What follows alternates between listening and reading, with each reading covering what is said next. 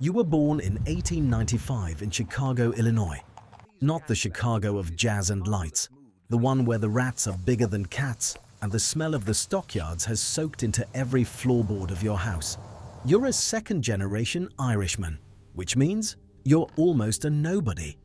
Your father is a butcher. His hands are at work every day. For that, $9 a week. On that money, your family of 8 lives in 3 rooms. The arithmetic of poverty. You went to school until you were 12. Then, to the factory. Not because you're stupid, because that's the way it is. Childhood in these neighborhoods is a luxury not everyone can afford. January 16th, 1920. The 18th Amendment to the Constitution goes into effect. Prohibition. The Volstead Act. From now on, the production, sale, and transportation of alcohol in the US is a federal crime. The rich stocked up in advance. Those higher up have full cellars. You have an empty pocket and anger. The country decided drunkenness is a sin. So be it. But you can't cancel thirst with an amendment. Where there is demand, there will be supply. You understood this before the rest. Let's go over your gear. Honestly, no sugarcoating. A flask. Flat, steel, fits under the coat by the ribs. Capacity, 8 ounces. Contents, whiskey or whatever is pretending to be it. Strength of real whiskey, 40%. Basement moonshine, 60% plus an unpredictable composition. Denatured alcohol, very cheap and a deadly risk. An envelope with money. Every Tuesday, $200 to Detective O'Brien from the 22nd Precinct. Every Thursday, $150 to Assistant District Attorney Krause. These aren't bribes. This is a subscription fee for existing. A Ford Model TT truck with a false bottom. Officially, transports milk.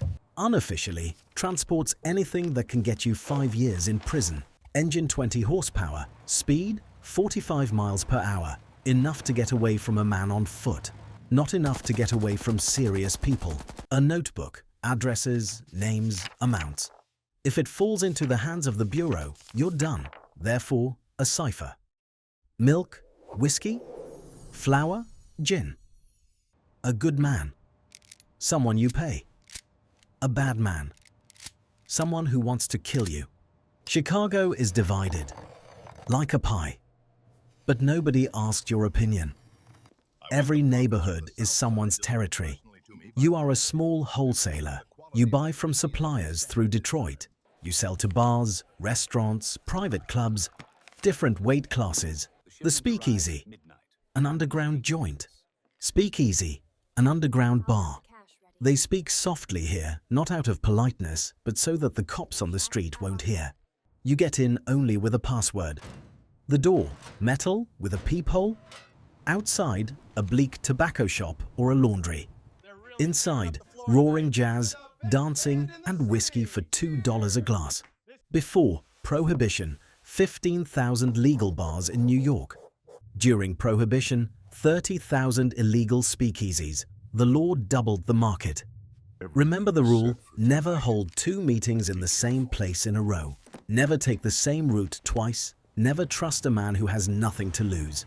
First-class goods, Canadian whiskey. Legal there, smuggled here. Transported across Lake Erie on speedboats. At night, without lights, in any weather. Second-class, industrial alcohol. The government ordered it denatured, adding poisons so it couldn't be drunk. Bootleggers hired chemists to purify it. It didn't always work. Over the years of Prohibition, more than 10,000 Americans died from poisoning.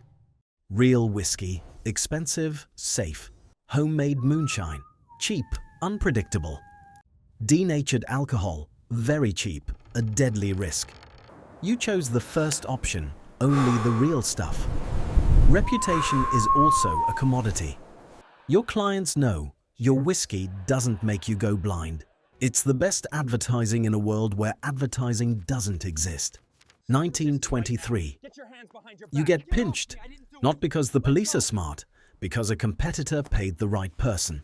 That's how a market without rules works. 2 days in the precinct, then a lawyer, $800, and the case is closed. Officially, insufficient evidence. In reality, the right person got their cut. Fine under the Volstead Act, up to $1,000 and 6 months in prison. The real cost of resolving an issue in Chicago, $200 to $2,000. The probability of actually doing time if you have connections, about 12%.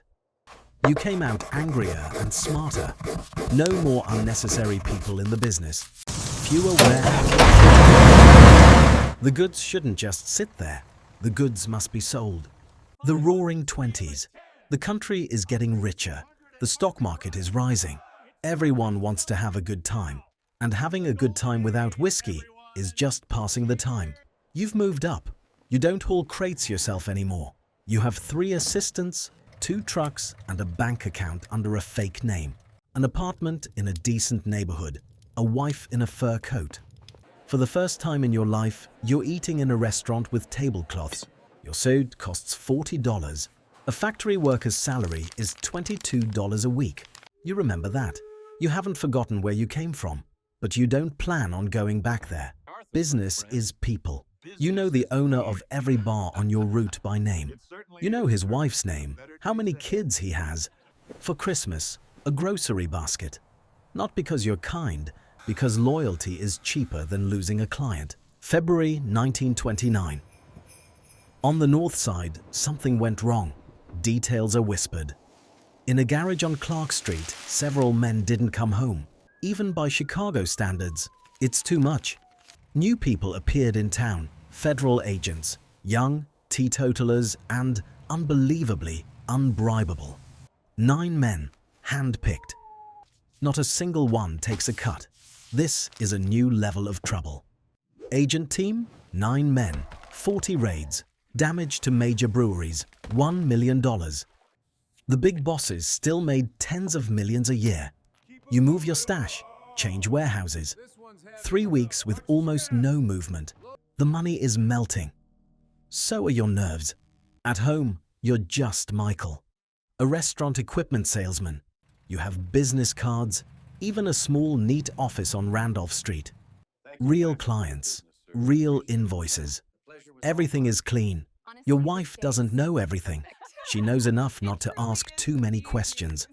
That's a kind of love, too, or a kind of survival. In the 1920s, the line is blurred. Your son is in a good school.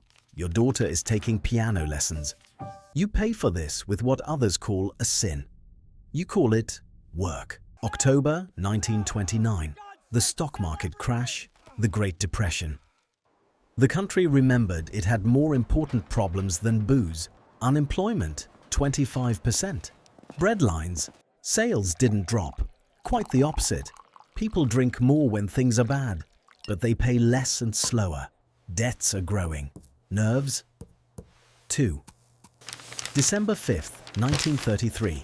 The 21st Amendment is ratified. Prohibition is repealed. Quietly, no fanfares. Just one morning, it's allowed again. Prohibition, 13 years and 10 months. 46 out of 48 states voted for repeal. Lost taxes, $11 billion. Organized crime multiplied by 10 over these years. The legal market opened up. The smart ones moved into it, got licenses. The same warehouses, the same routes, the same people. Only now everything is in broad daylight. You bought a bar. Legally. With a sign and a license, with a real wood counter. The same clients you delivered whiskey to at night now come during the day, only without envelopes for the police. The connections remained, the ability to negotiate remained. The understanding of how the world works remained. And that is the main capital. You lived to an old age. Not all of your people lived that long. O'Malley left early, back in the 20s. Bruno spent a few years behind bars, came out a different man. Jake, your first partner, burned out on his own product. A fool. You sit in your bar. Outside the window, Chicago of the 1950s. Neon lights, cars with tail fins, rock and roll on the radio. The country is rich and confident again. On the counter, a bottle of real whiskey. You buy it in a store without a password and night meetings. How strange it still sounds. Were you a criminal? By law? Yes. By conscience? You sold people what they wanted. The government banned joy and you brought it back. For money, of course. You're no Robin Hood. Prohibition didn't stop drunkenness, but it created organized crime, corrupted the police, killed thousands of people with poisoned alcohol, and taught a whole country to break laws that seem unjust. You are a bootlegger, an American, and that was your whole life.